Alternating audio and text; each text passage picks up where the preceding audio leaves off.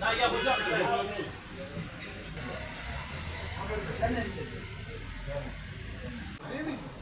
Ben buyurun alın gelin. Duvara. Kazmanamadım ya. Keloğlan da mı sizin adam? O önceden benim adamım.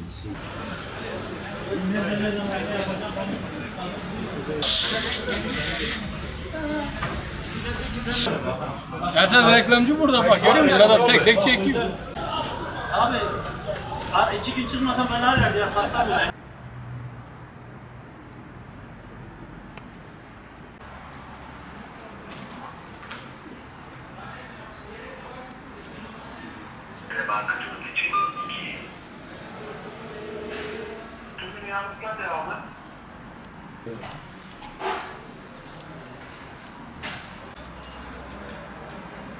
Yani bu Kazakistan'a yaptığımız ihracat hakikaten geçen yıl hepsi 20 ton, bu yıl yaptığımız 1200 ton.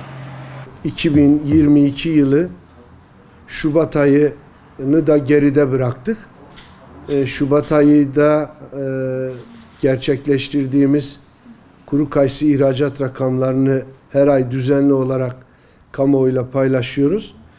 Şubat ayının ihracat rakamlarına baktığımız zaman gerçekten kuru kayısı bugün dünya kuru kayısı başkenti olmanın bize vermiş olduğu bütün aslında avantajları kullanarak hala dünyadaki kuru kayısı ihracatını karşılayan tek şehir olma ve bunu da hem ülke ekonomisinin hem de Malatya ekonomisine sağlayacağı katkıların ne kadar önemli olduğunun farkındayız.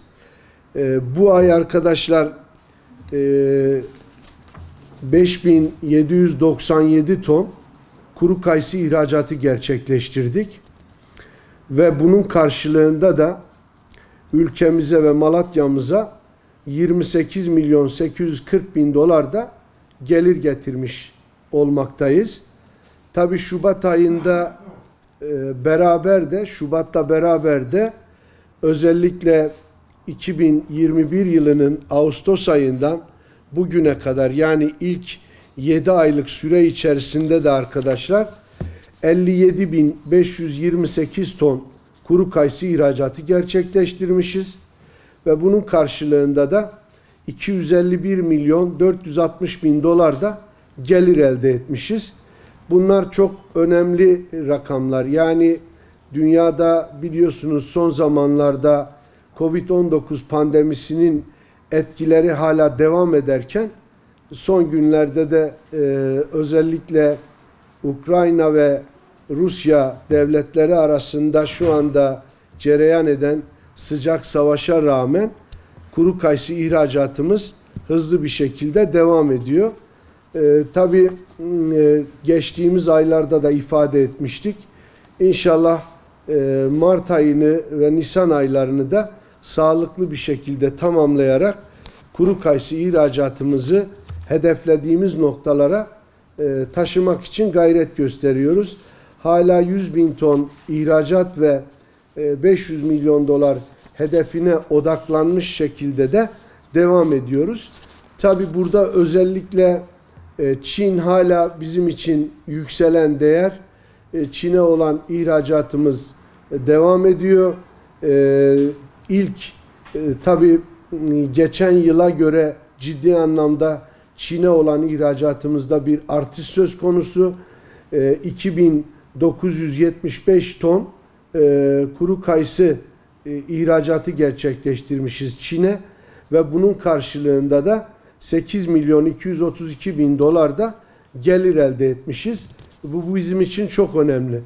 Ama özellikle sizinle bugün paylaşmamız gereken en önemli hususların başında bu yıl aslında ihracatta bizim için çok önemli olan geçen yıl ihracat rakamlarımızın sadece 20 tonla sınırlı olduğu Kazakistan'a bu yıl yaklaşık yani 1200 ton, 1207 ton kuru kayısı ihracatı gerçekleştirmiş olmanın aslında mutluluğunu yaşıyoruz.